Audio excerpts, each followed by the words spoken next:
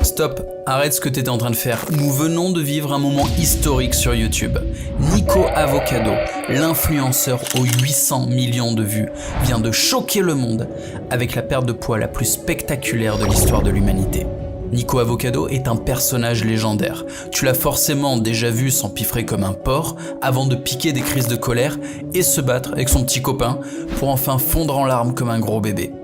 8 ans de descente aux enfers. À la base, Nico était un jeune homme souriant, talentueux, petit prodige de violon. Il s'est lancé dans la niche mukbang sur YouTube qui consiste à engloutir des montagnes de junk food en facecam. Au fur et à mesure de ses 8 années de dégénérescence, il est parti de plus en plus loin.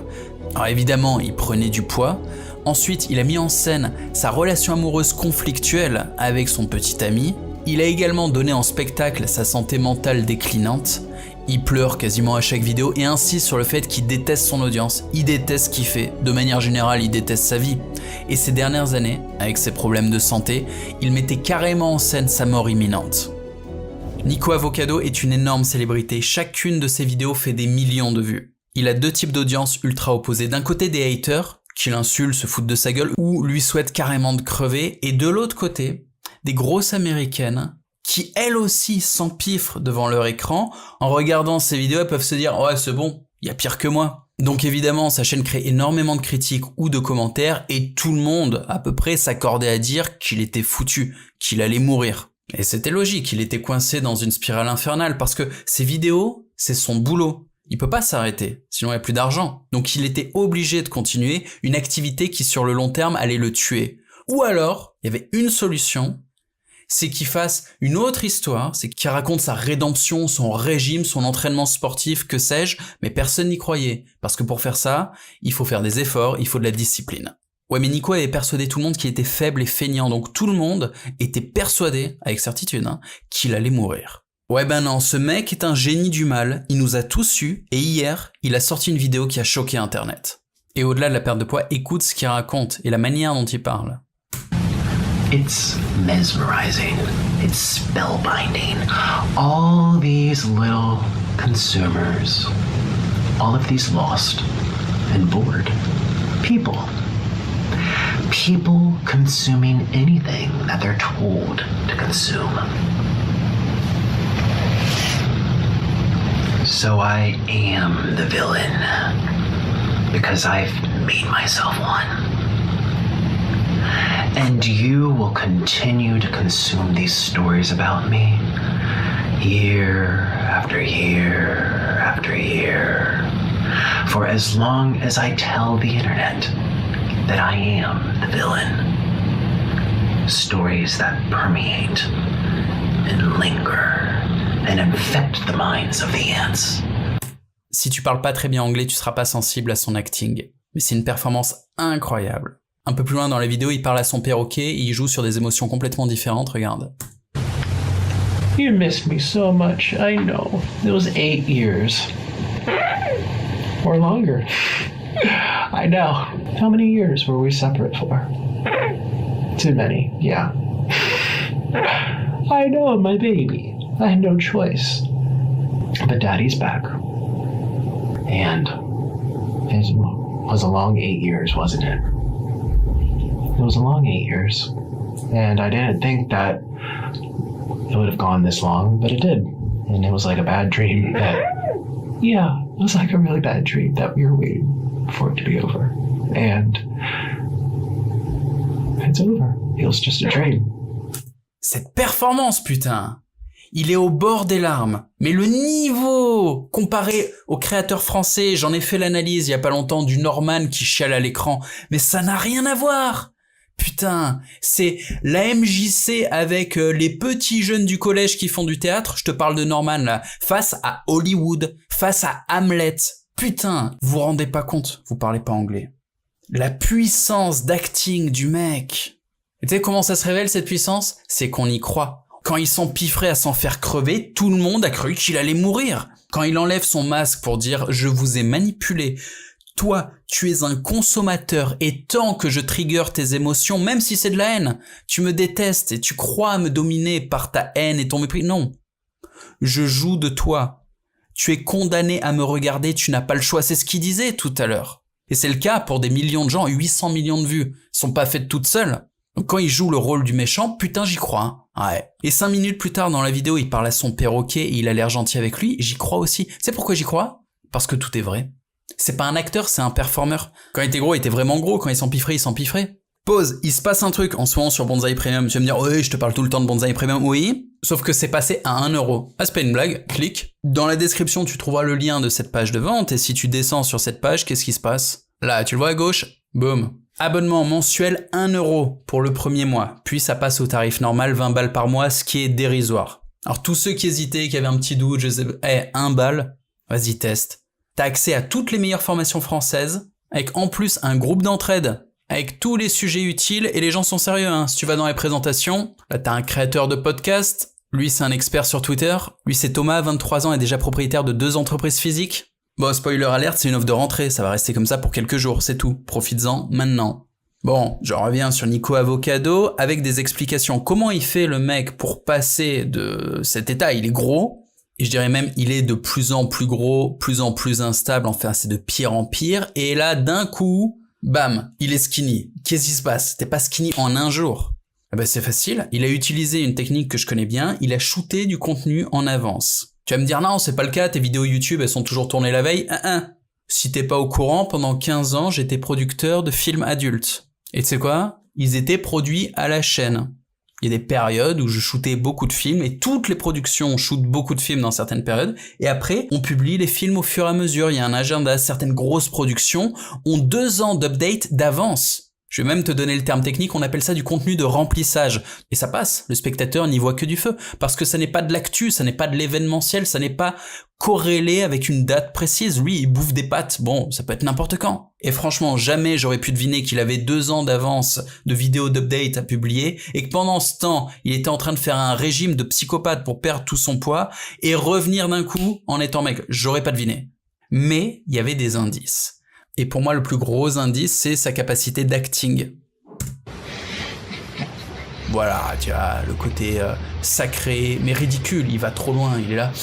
Ouah, je suis un artiste. Puis, ça part en couille.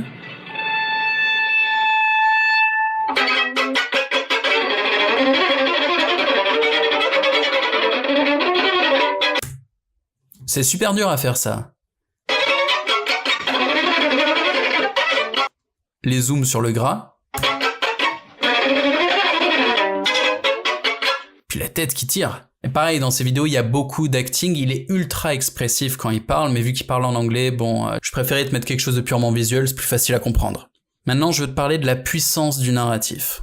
On a un personnage qui est simple, vraiment très simple, et spectaculaire. Dis-toi déjà que c'est pas facile de faire quelque chose de simple. On fait toujours des personnages trop compliqués. Moi, par exemple, c'est une de mes erreurs. Mon personnage est beaucoup trop compliqué. Ça fait 10 ans que je suis sur l'espace public, j'ai fait tout et n'importe quoi.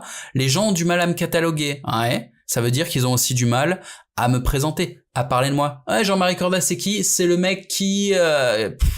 trop long, trop compliqué. Du coup, je sais pas, Osef.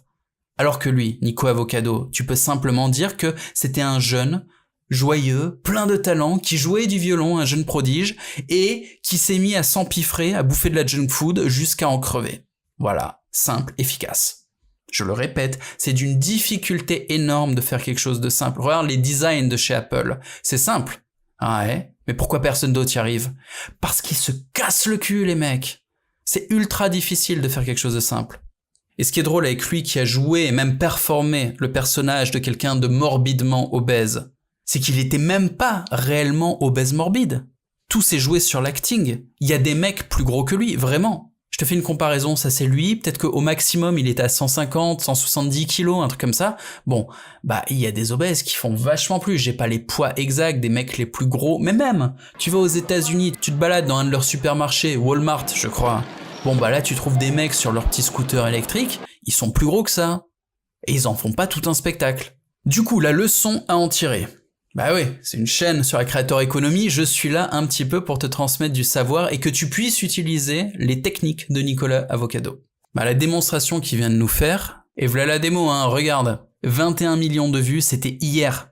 Et il a fait ça grâce à la puissance du narratif, c'est ce que je te répète. Le narratif, raconter une histoire, c'est la base du marketing et du show business. Tu racontes une histoire comme tu veux, avec du visuel, de la musique, des paroles, et le but, c'est de créer des émotions chez le spectateur. En vrai, une histoire, c'est à la portée de tous. Tu racontes ton histoire comme tu as envie de la raconter. T'es libre dans ta méthode d'expression. Nico, il vient de faire 20 millions de vues avec de la bouffe, un plat de pâtes, des nouilles. C'est du bricolage. Sauf qu'avec ces nouilles, il nous raconte l'histoire d'une chute, une tragédie humaine, et les gens qui regardent. Tu connais le concept de la curiosité morbide. Il y a un accident sur le bord de la route, t'es curieux, tu ralentis, tu veux regarder, c'est pareil. Il y a des millions de gens qui l'ont regardé se suicider devant sa caméra. Et là aujourd'hui, tous ces gens sont choqués de voir le cadavre du bord de la route ensanglanté se relever, s'allumer une clope et dire non mais en fait ça va, c'était du maquillage. Et j'ai fait pareil, moi pendant des années, je faisais du spectacle de rue, j'étais aussi un performeur. Je mettais pas ma vie en danger, mais je prétendais mettre celle des autres en danger, celle des enfants. Dans mon spectacle, à un moment, je mettais un enfant sur le dos d'un mec qui tenait ma poubelle et fallait que je saute au-dessus. Et je racontais à tout le monde que la vie du gosse était en danger. Dis-moi, est-ce que tu voles? Si, regarde, bas des ailes, fais le papillon, bas des ailes, accroche-toi pour ta vie. Je sais qu'ils sont pas bons, accroche-toi quand même. Accroche-toi bien. J'ai remarqué un truc.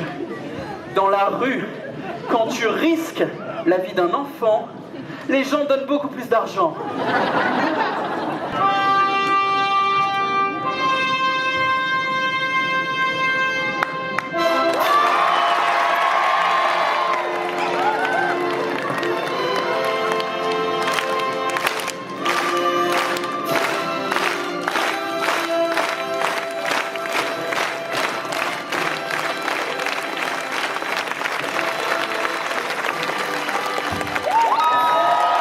Bon, la vie du gosse était pas vraiment en danger, les gens le savaient, mais il y avait un petit risque, et du coup, il pouvait pas regarder ailleurs. Ouais bah Nico, lui, les gens y croyaient. On croyait vraiment qu'il allait mourir. Donc ses haters et ses fans étaient condamnés à continuer de regarder le contenu jusqu'à ce qu'ils crèvent.